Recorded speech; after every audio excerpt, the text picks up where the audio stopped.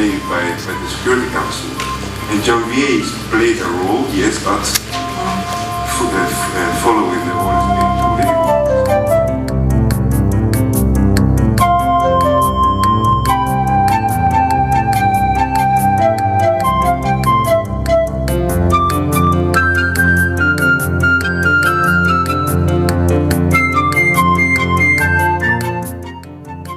Rama was captured by Serb soldiers and for a moment by a Serb cameraman. Ajde dolamu, ja sam dolamu! Kod koga, kaži? Kod Rame! Pa jevo te Ramo, kaži kod Srba. Kod Srba! Tako, kaži kod Srba. Nermine! Ajde dolam, ja sam dolamo, slobodno kod Srba! Svi ajte! This is the last glimpse of Ramo Osmanovic. O, Nermine! Saliha Osmanovic's husband and son disappeared, becoming part of a terrible statistic, the 7,414 missing men of Srebrenica. Hassan, you were the talk of the Dutch batters. Yeah, not only with them, I worked for United Nations and Dutch Bat, yeah. And what is your experience with the Dutch batters? The worst experience I had with the Dutch batters was that they handed over my family to the Serbs. And the Serbs have probably killed them because they are missing for 4.5 years now. Dus the Dutch batters, you saw it that they just handed over Muslim people to the Serbs. Yes, from their base in Srebrenica. Yeah. It was an action which was taken by Dutch Bat soldiers who came to this big room with about 5,000-6,000 people who only wanted to do one thing, to stay there. See what I mean? They wanted to sit and live.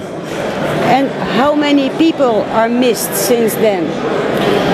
From the Dutch base, yes, or in total? No, from the Dutch base. Okay, nobody knows exactly. At least several hundred. Nobody counted really all the men and boys who have been missing since they crossed the gate. But a list was made of some of them, with names of some of them before they were expelled from the base, and the list contains 239 names. And I have also 3 statements signed by 3 UN persons, UN officials, who were on the spot, and these statements say that Dutch ordered my family to leave the base. And it's 240. High Dutch officials know about this. Of course they know. I mean, it's a well-known fact. They know it. And were ever some of those people, of those 244, were they really found, or they're still lost today? None of the people who went missing 4.5 years ago has ever showed up. And what do you think? It's a political matter. It's a human misbehavior. What is? How can we solve this? What do you think? Is it still to be resolved? Srebrenica was a terrible thing. You know what happened in Srebrenica. Yes. And everybody knows Serbs killed those people. I mean, Serb extremists, their troops, their army. So you have the Serbs, you have the tribunal in The Hague, yes, which is supposed to indict them and try them in the court, and first, of course, arrest them.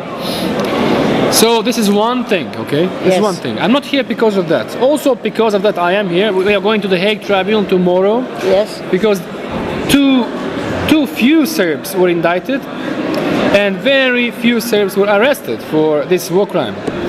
That's one issue. Another issue is what has the UN and the Dutch Bat, what have they done? You know, in terms of, let's say, assisting the Serbs to do this.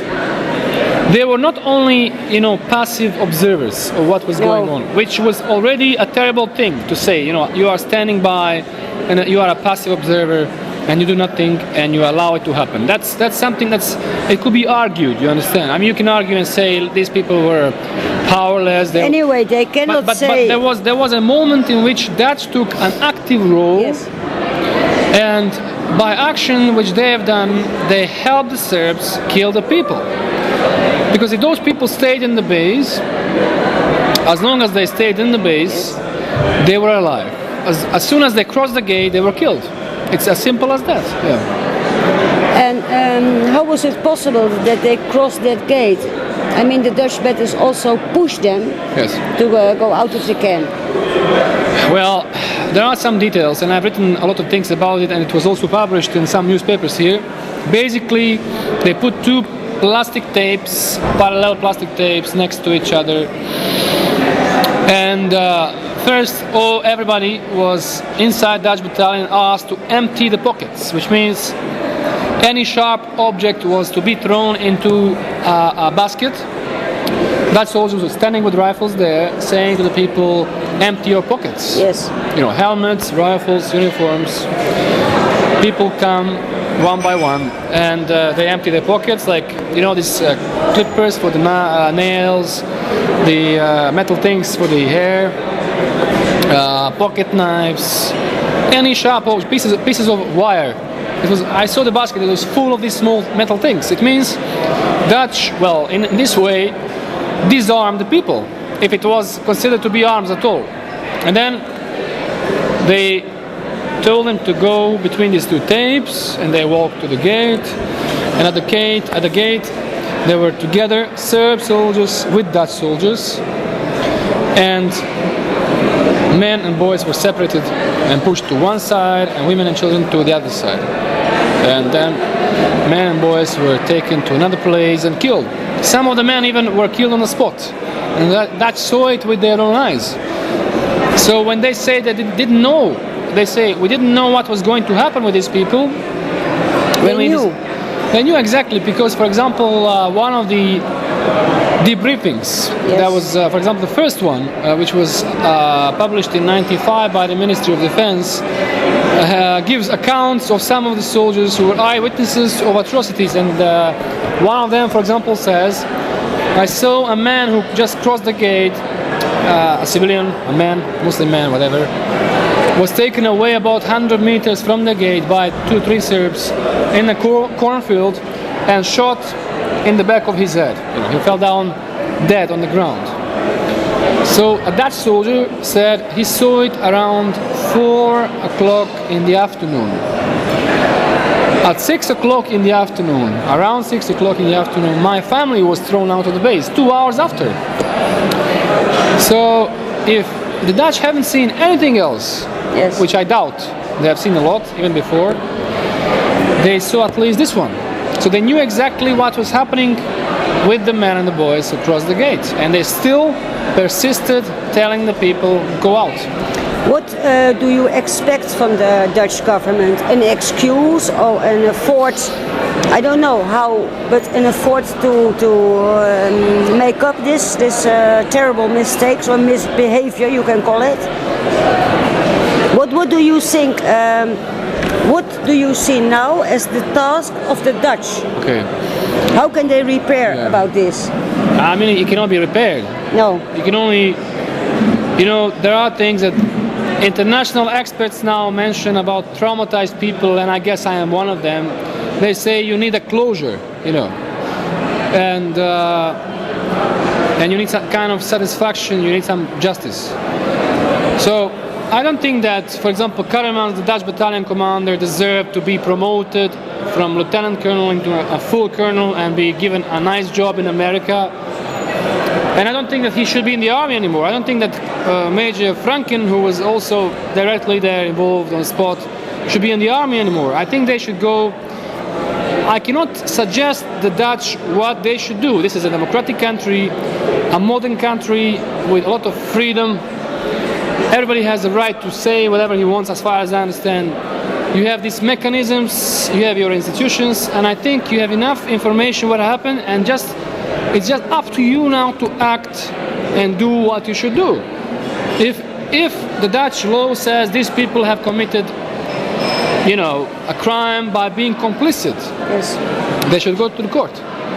If the Dutch law says Ministry of Defense has a disciplinary commission which should question these people and demote them, take off their ranks, you know, fire them from their workplace, they should do it. I mean, it's up to you, the Dutch people now. I'm here as a witness to tell you what happened. I can't tell you what you should do. I think you have enough consciousness, you know, on your mind to know what is right and what is wrong. How did you get in touch with the maker of this documentary, in which you play an important part? Every documentary is an important, you know, part in this, let's say, call it campaign for the truth and justice. That's what I call it. But how did you get involved? With what? How did you meet the maker of this documentary? I spent 24 hours a day trying to satisfy justice.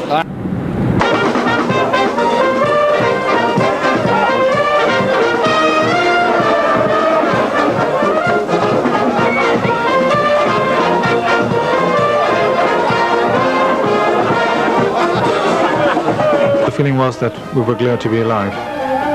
That was the only feeling. They were just glad to be in Zagreb.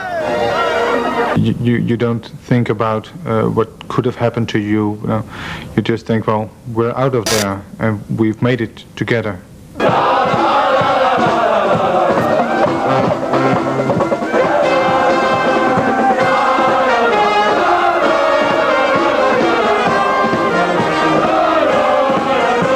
It gave a feeling that I can't explain. After so many months, after these terrible days, just feeling safe again, knowing that we would go home very soon.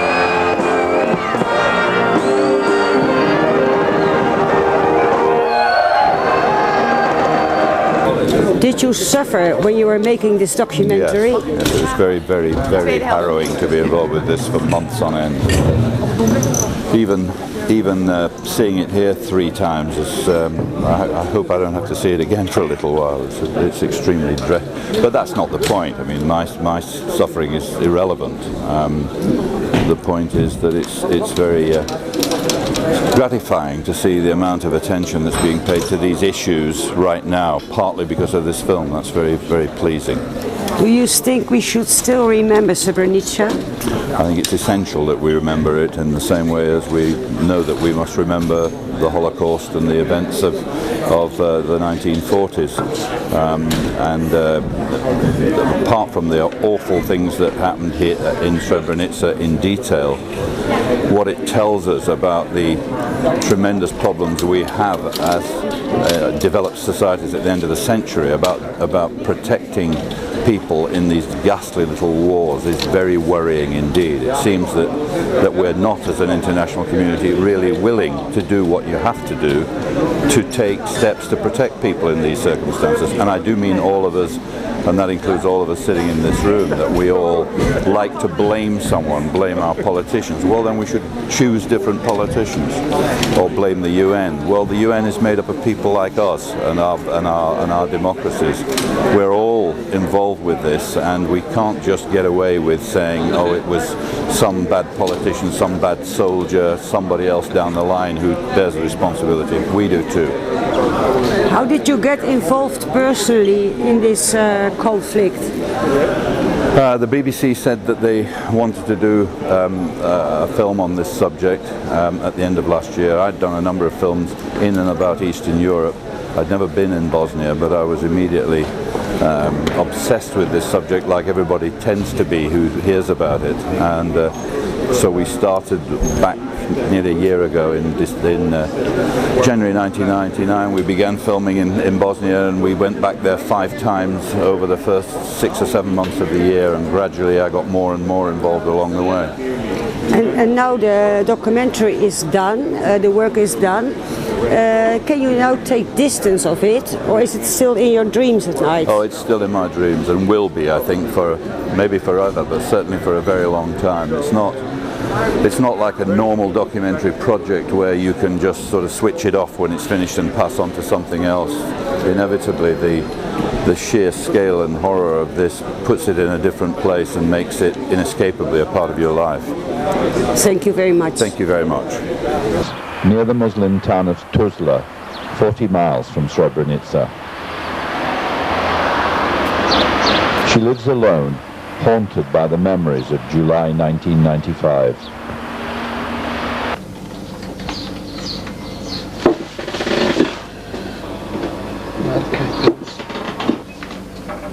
Ja, pa bolim sa nisam čekao, sam žila 23 godine. Šta znam, fino sam živjela, znaš. Ali šta se živi? Nikad radosti nema.